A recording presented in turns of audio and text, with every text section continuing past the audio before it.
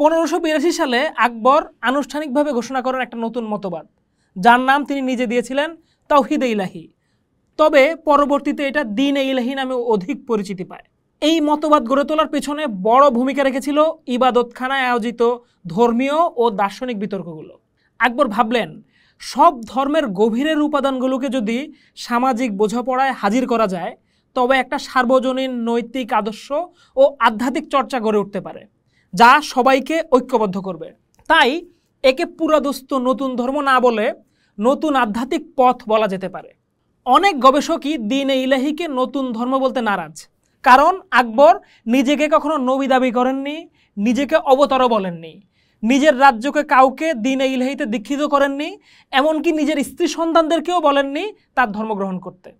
শোনা যায় তার আধ্যাত্মের পথে পুরোপুরি দীক্ষিত হয় মাত্র 19 জন।